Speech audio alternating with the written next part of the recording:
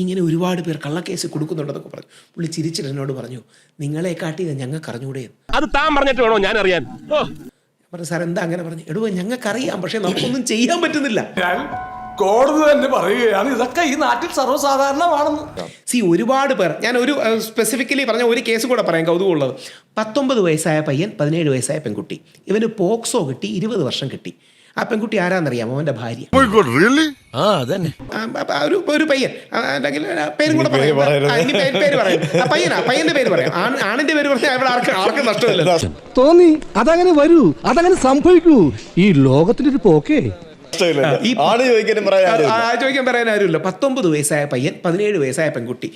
ഇവളുടെ വീട്ടുകാർക്കറിയാം, ഇവളുടെ ഉമ്മയ്ക്കും ബാപ്പയ്ക്കും അറിയാം, പയ്യൻ്റെ ഉമ്മയ്ക്കും ബാപ്പയ്ക്കും അറിയാം ഇവരുടെ ഇത്. അപ്പോൾ അവരുടെ ഇടയ്ക്ക് ഒരു അഫയർ ഉണ്ടായിരുന്നു.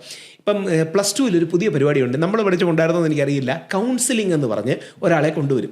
ഈ കൗൺസിലിങ്ങിൻ്റെ ഭാഗമായ കൗൺസിലിൽ പല കാര്യങ്ങളും ചോദിക്കും. അപ്പം കുറച്ചൊക്കെ ഇവർ തമ്മിൽ ഇൻറ്റിമേറ്റ് മൂവ്മെൻറ്റ്സ് ഉണ്ടായിട്ടുണ്ട്. ഇത് ഈ പെൺകുട്ടി കൗൺസിലറോട് പറഞ്ഞു. കൗൺസിലർക്ക് ഇത് റിപ്പോർട്ട് ചെയ്തേ പറ്റൂ. കൗൺസിലർ റിപ്പോർട്ട് ചെയ്തു, ഇവനെ അറസ്റ്റ് ചെയ്തു. അപ്പോൾ 1.5 വർഷം ജയിലിൽ കിടക്കുക. അവന്റെ സ്വന്തം ഭാര്യ, അല്ലെങ്കിൽ പേരൻസ് തന്നെ കെട്ടിച്ചു കൊടുത്തു. കല്യാണം കഴിച്ചു, പേരൻസ് തന്നെ കെട്ടിച്ചു കൊടുത്തു, കല്യാണം കഴിച്ചു. ഇവർക്ക് ഇഷ്ടമാണ്. പക്ഷേ ടെക്നിക്കലി ആ സ്ത്രീയുടെയും കുറ്റമല്ല. ആ സ്ത്രീക്ക് അങ്ങനെ ആരെങ്കിലും മൊഴി തന്നാലോ കാര്യങ്ങൾ പറഞ്ഞാലോ റിപ്പോർട്ട് ചെയ്തേ പറ്റൂ.